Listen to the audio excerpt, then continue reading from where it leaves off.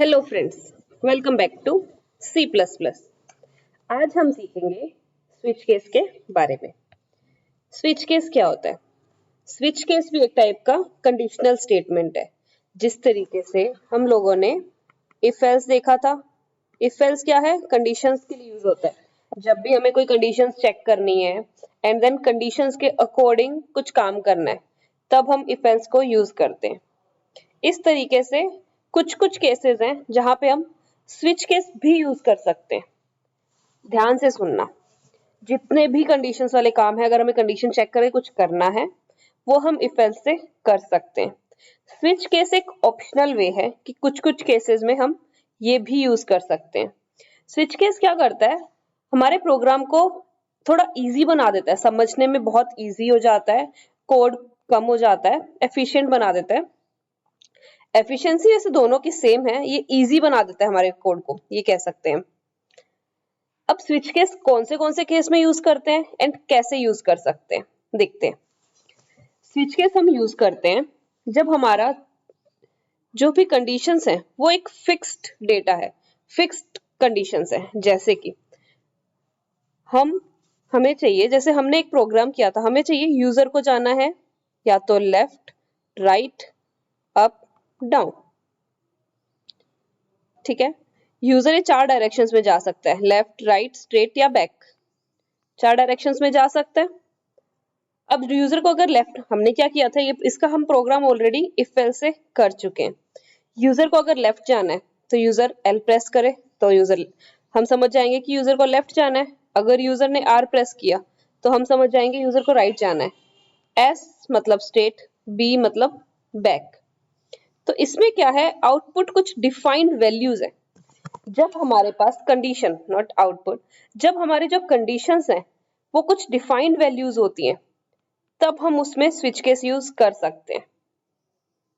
कैसे करते हैं वो देखते हैं, बट पहले हमें ये पता होना चाहिए कि हम कब यूज कर सकते हैं। इस टाइम पे हम स्विच केस यूज कर सकते हैं। बट अगर हमारे कुछ कंडीशन ऐसा है, हमने जैसे परसेंटेज निकाला था, अगर 60 से अबव परसेंटेज है तो वो क्या होना चाहिए, क्या है, फर्स्ट डिवीजन है।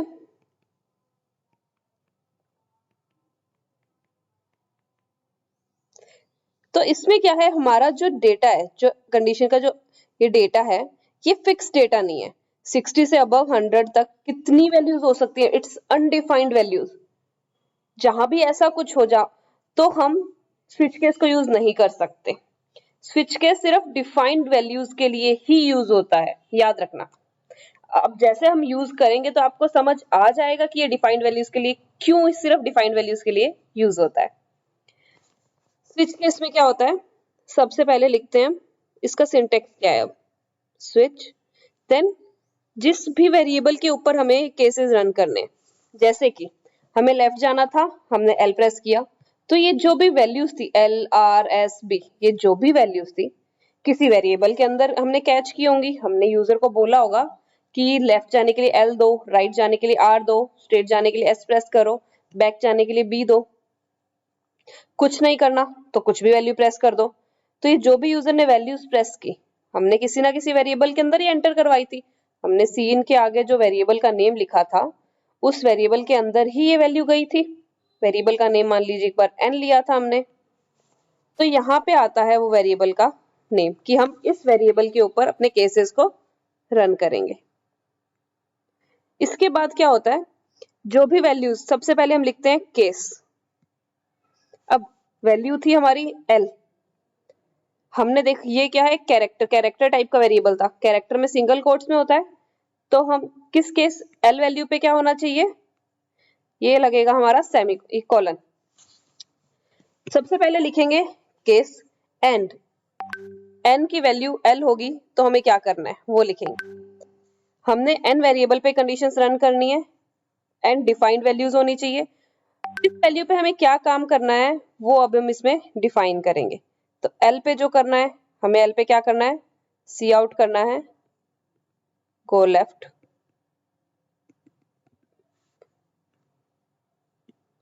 आर पे क्या करना है, उस पे भी सी आउट करना है, गो राइट। इस तरीके से हम केस एस भी लिख सकते हैं एंड केस बी भी लिख सकते हैं।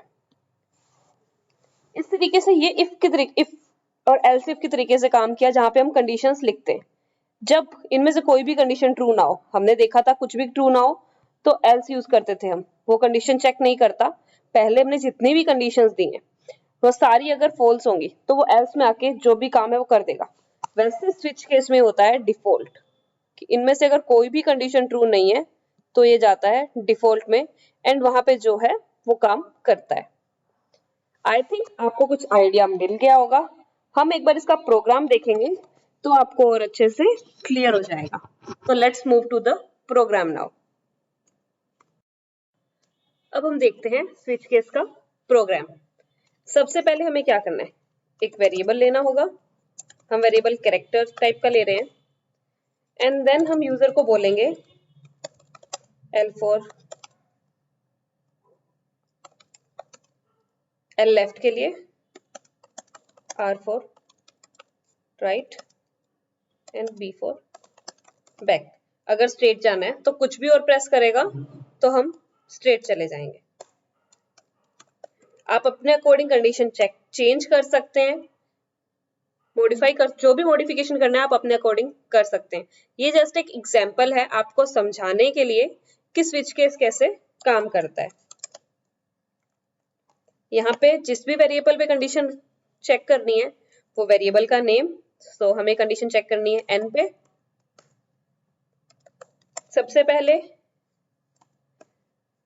कैरेक्टर टाइप है तो सिंगल कोट्स में आएगा, डोंट फॉरगेट इट।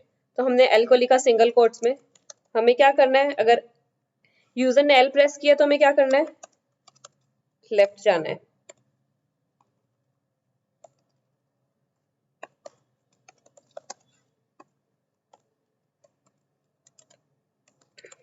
यूजर ने अगर R प्रेस किया तो राइट जाना है।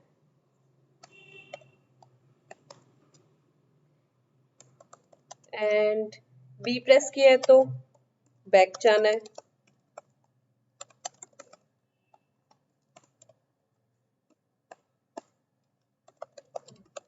कुछ भी और प्रेस किया तो हमें क्या करना है,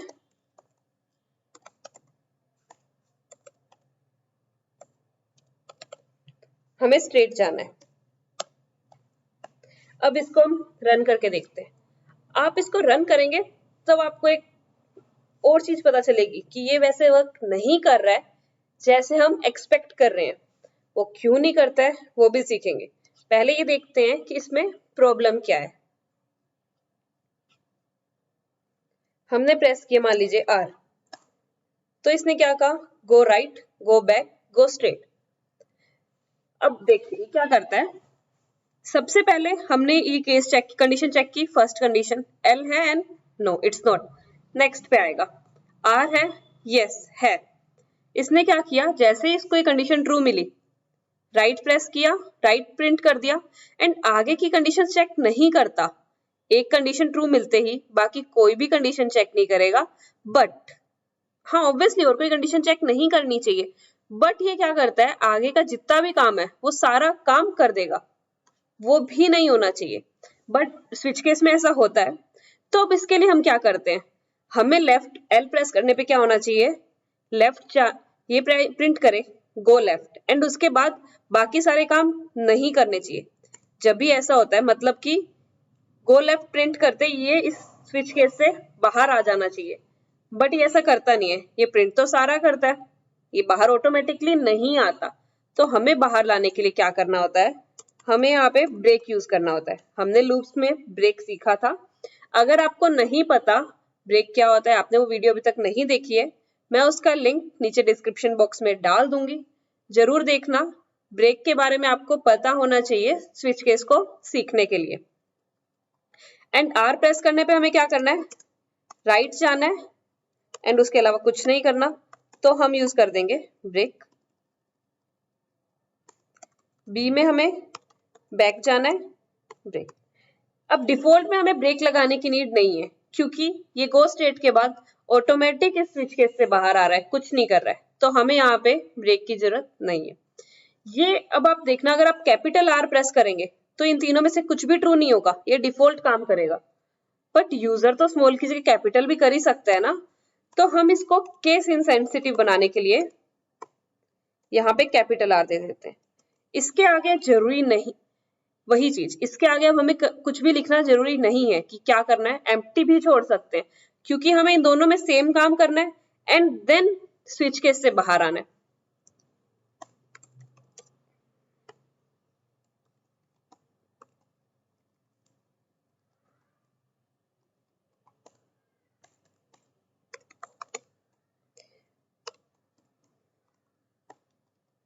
हाँ, अब ये क्या करेगा, स्विच केस के अंदर आए, सबसे पहले इसने चेक किया n की वैल्यू कैपिटल L है, मान लीजिए n की वैल्यू कैपिटल L है, ये कोई भी कंडीशन चेक नहीं करेगा, बट जब तक इसको ब्रेक नहीं मिलता ये इस स्विच केस से बाहर नहीं आएगा। तो इसने आगे गया, गो लेफ्ट प्रिंट किया, ब्रेक मिला, स्विच केस से बाहर आ गया। इस तरीके से हम स्विच केस में अगर हमें मल्टीपल केसेस में सेम काम करना हो तो वो करवाते हैं। एक बार इसको रन करके देखते हैं। हमने प्रेस किया कैपिटल L, इसने प्रिंट कर दिया गो लेफ्ट।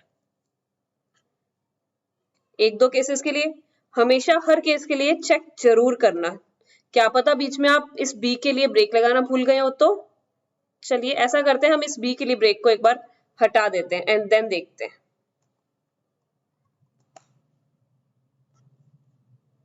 हमने स्टॉप नहीं किया था, रनिंग प्रोग्राम में चेंज नहीं कर सकते ऑनलाइन कंपाइलर में।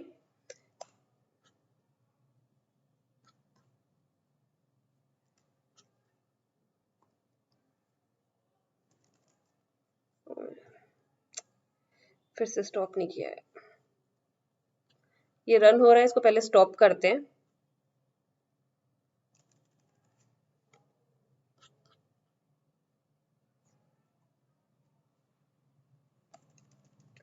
इस ब्रेक को हटाया, अब इसको रन करके देखते हैं। स्मॉल b डाला, इसने लिखा गो बैक गो स्ट्रेट। तो वही हर कंडीशन के लिए चेक जरूर करना, क्या पता आप कहां पर क्या मिस्टेक कर दिया हो। कभी भी एज्यूम मत करना कि आपका कोड एक कंडीशन के लिए सही काम किया तो बाकी कंडीशंस के लिए भी सही वर्क करेगा, ये एजम्पशन सबसे बेकार होता है। इस प्रोग्राम को भी हर कंडीशन के लिए चेक करना, ट्राई करना। मैं आपको एक और प्रोग्राम दूंगी स्विच केस करने के लिए, जो कि हम ऑलरेडी इफ एल्स से कर चुके। हमने कैलकुलेटर बनाया था इफ एल्स से, वही कैलकुलेटर आपको अब स्विच केस से बनाना है। ट्राई करना, हो जाएगा, इतना डिफिकल्ट नहीं है, सिंपल है। बट मेन चीज ट्राई जरूर करना, हो ना हो कोई फर्क नहीं पड़ता, ट्राई जरूर करना। मिलते हैं नेक्स्ट लेक्चर में। Thank you.